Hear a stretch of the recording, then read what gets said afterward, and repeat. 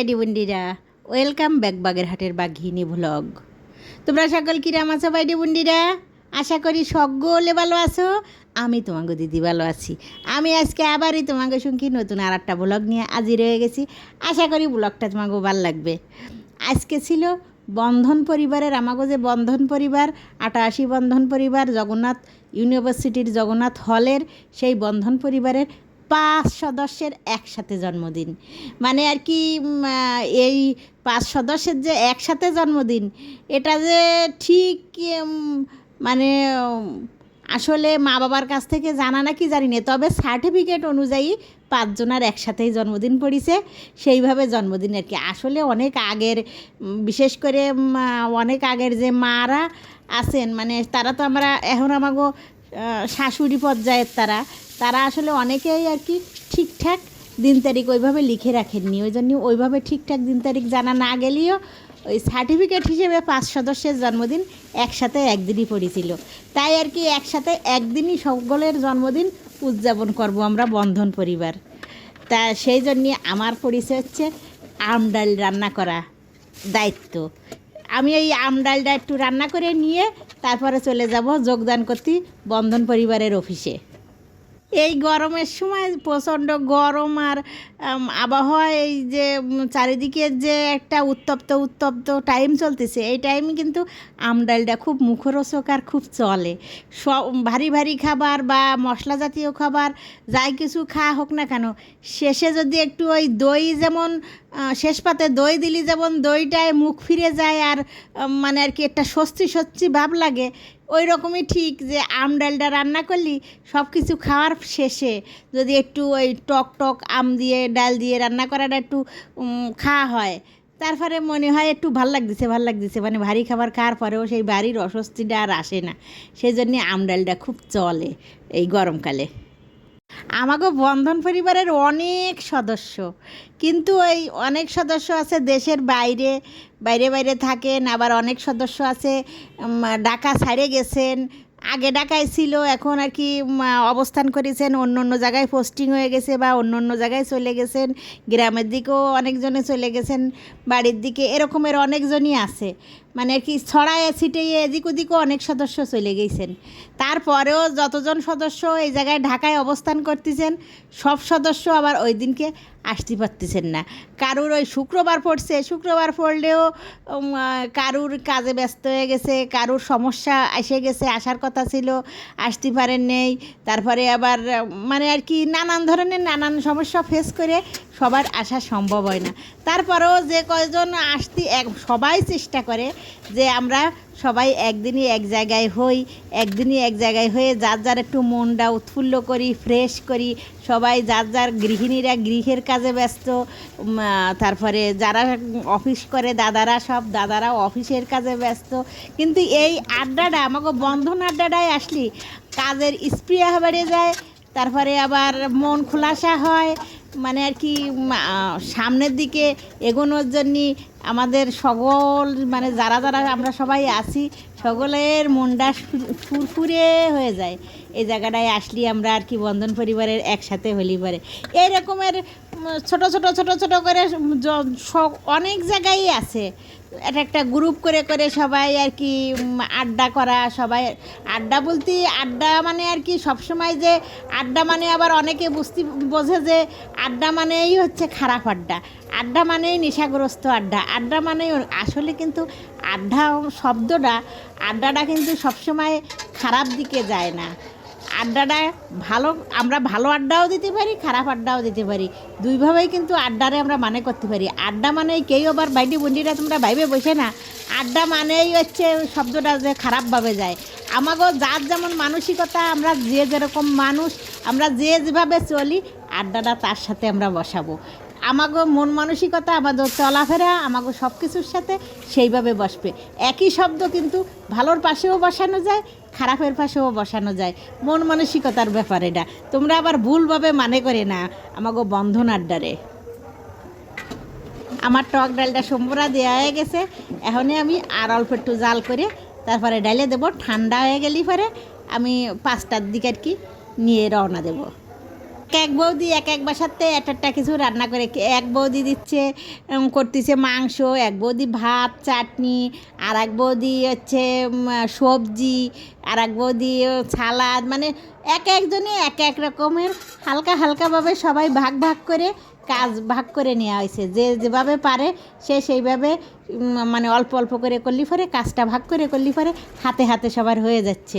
এইভাবেই হচ্ছে আমাগো আসলে বন্ধন আড্ডা। এইবার আমার ডালটা ঠান্ডা হয়ে যাক, তারপরে আমি মানে ব্যাগে রেখে প্যাকেট করে মানে একটু ঠান্ডা ঠান্ডা হয়ে গেলি পরে নিয়ে রওনা দেবো। এবার গোছ গাছ করে বেরোয়ে পড়েছি। উনি একেবারে তাড়া দিচ্ছে, আসো আসো বেরোয় আসো, দেরি হয়ে যাবে, আমাকে আগে আগে যাওয়া লাগবে। তারপরে আমি তাড়াতাড়ি একটু মানে আর কি একটু বেশি সময় বসে যে সাজুগুজু করব সে টাইম উনি আমারে দিইনি। তাড়াতাড়ি একদম বেরোয় গেছি, রান্নাবান্না শেষ করে সব কিছু একটু গোছ গাছ করে তারপরে খুব দ্রুত বেরোয়ে পড়েছি। আজকে হলো শুক্রবারে ওই তেমন কোনো খুব একটা যানজট কোনো জায়গায় নেই, মানে হালকা হালকা আছে। আর তাছাড়া যেমনও শুক্রবার সেরকমের আবার রাস্তাঘাটের ওই বিকেলবেলার একটু সন্ধ্যার আগ টাইমেতে শুক্রবারে আর কি, বৃহস্পতিবার তো না, শুক্রবারে ওই যে শপিং টপিং করে যারা অনেকে আছে, শুক্রবারে ছুটির দিনই যার যার কাজ থাকে বিকেলে সারে, তো আমরা সেই যে জ্যাম হবে উনি তাড়াতাড়ি আর কি তার একটু আগে বেরোলি হয় কি ওই যানজটটা আমরা এড়ায় চলে যেতে পারবো। আসলে হয় কি আমরা একটা মানে আর কি ছেলেপেলেরা এখন বড় হয়ে গেছে, পড়াশুনো যার বড়োর দিক চলে গেছে, শেষের পথে অনেকের ছেলেপেলে আছে পড়াশুনো শেষ প্রায় হয়েও গেছে, এরকম মানে বড় হয়ে গেছে সকলের। তা আমরা যে পর্যায়ে সংসারের মাঝামাঝি আর কি বয়সের মাঝামাঝি টাইমই সংসারের মাঝামাঝি টাইমই যে পর্যায়ে আমরা সবাই চলে আইছি, এ পর্যায়ে এসে আমাকে আসলে আস্তে আস্তে ওই ছেলেপেলেরা একটা নিজেগো মতো ভাব, ছেলেপেলেগো যে আগের মতন এখনে বসো, এখনে খাও, এই দিক যাও, ওই দিক আসো, এটা করে না, ওটা রাখো, ওটা থও, এইসবের বয়সটা আসলে চলে গেছে। এখন আর আমাকে অত একেবারে ছেলেপেলে আঁকড়ে ধরে নিয়ে যে 24 ঘন্টা বাসায় বসে থাকতে হবে সেই বয়সটা মানে সেই সময়টা আমরা পার করে আইছি। স্কুলে নিয়ে যাব, কোচিংয়ে নিয়ে যাব, স্কুল দিয়ে নিয়ে আসবো, কোচিং দিয়ে নিয়ে আসবো, তারপরে হচ্ছে খাইয়ে দেবো, স্নান করাইয়ে দেবো, সেইগুলো সময় তো সব চলে গেছে। এখন যে সময় আমরা এসে দাঁড়াইছি এই সময়ে সকলে এসে একটু সময় আমাকে বাইরে যদি এই রকমের আড্ডা করি আসলেই মনটা ভালো হয়ে যায়।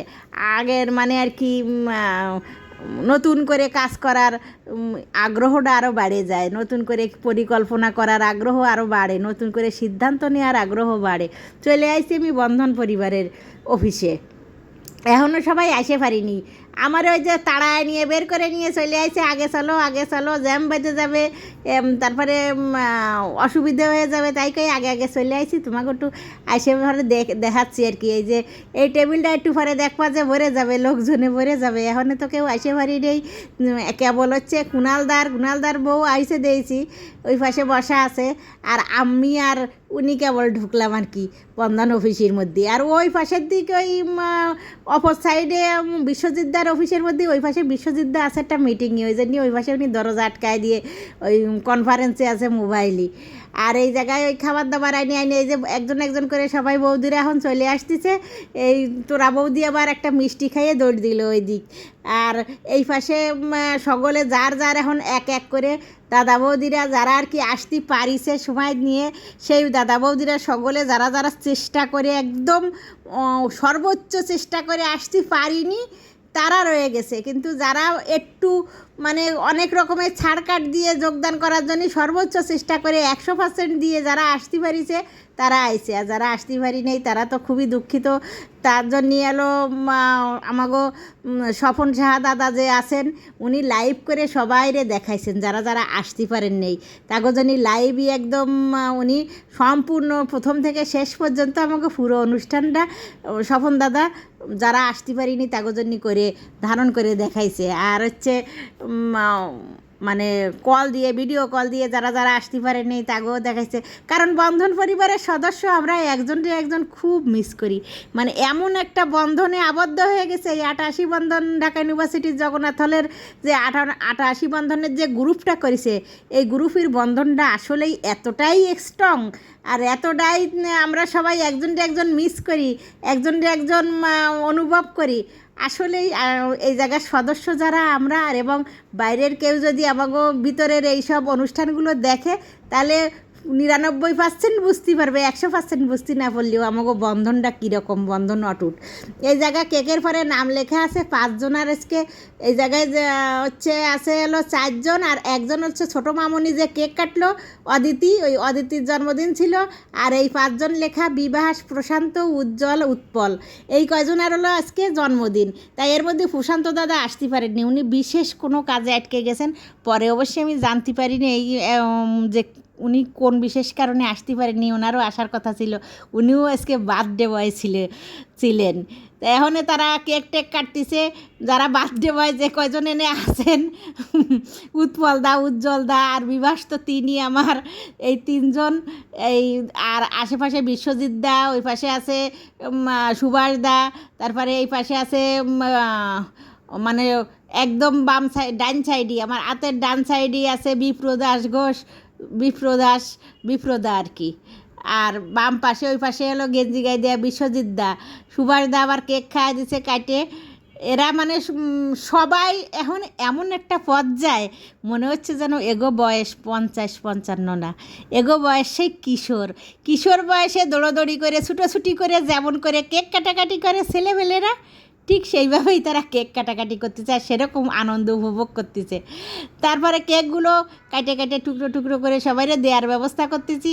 সবাইরে কেকগুলো না দিয়ে দিলি পরে গলে গলে পড়তেছে, প্রচণ্ড গরম তো। এই জায়গা তো আর ফ্রিজই রাখা হয় নাই, এসির মধ্যে যেটুক ঠান্ডার মধ্যে থাকে যেটুক আর কি হয়েছে, তারপরেও এই অনেক মানুষের সমাগমের মধ্যে এসির মধ্যেও গলে যাচ্ছে। তাড়াতাড়ি কাটে কুটে কেকটারে সকলের দেওয়ার ব্যবস্থা করে দিলি, তাড়াতাড়ি এর সদ্গতি হয়ে যাবে এখন আর কি। সে মিষ্টি টিষ্টি সব রয়েছে, মিষ্টি টিষ্টি এই গরমে আর তেমন কেউ খেতে চাইছে না। তাছাড়া কেক মিষ্টি এইগুলো খাওয়ার মতন যে বয়স, সে বয়স তো আসলে এখানে বন্ধন পরিবারের যারা সদস্য আমাকে ছেলেফেলেরা ছাড়া কেক মিষ্টি খাওয়ার মতন মানে এখন আর সে বয়স এই সদস্যগণ নেই। বন্ধন পরিবারের সদস্যরা মানে সেই বয়স পার হয়ে যাচ্ছে, মিষ্টি কেক এইগুলো তাই বলে যে কেউ মোটেও খায়নি তা না, খাইছে, কিন্তু ওই যে উদ্যমভাবে যেভাবে খাবে সেই বয়স তো আর এখন এগোকে নেই আমাকে। তাই ওই জায়গায় বৌদিরা খাচ্ছে, দাদারা খাচ্ছে, এবার খাওয়া পর্ব চলতেছে। এরপরে তোমাকেও নিয়ে যাব আমি সাংস্কৃতিক অনুষ্ঠানে বাইডে বন্ডিরা। তা সাংস্কৃতিক অনুষ্ঠানের মধ্যে আমি আর তেমন কোনো বক বক বক বক কিছু করবো না, তোমরা খালি অনুষ্ঠানগুলোই উপভোগ করো আর শেষ পর্যন্ত দেখো। কারণ আমার বক বকানি আর সাংস্কৃতিক অনুষ্ঠানের মধ্যে যদি আমি বক বক বক বক করতে থাকি তোমাকে ভালো লাগবে না, সেটা আমি তোমাকে একটু এই এখন খাবার দাবার দেখাইয়ে বিদায় নিয়ে যাই আর তোমরা অনুষ্ঠানগুলো উপভোগ করো। আর যদি আমার ভিডিওটা ভালো লাগে তাহলে লাইক শেয়ার কমেন্ট সাবস্ক্রাইব করে দিও আর তোমরা শেষ পর্যন্ত অনুষ্ঠানটা উপভোগ করো। আমাকেও ছোট্ট একটা মামনি আছে অদিতি, সেই অদিতি গান গাবে, তারপরে যে বৌদিরা শিল্পী বৌদিরা আছে তারা গান করবে, তোমরা শোনো।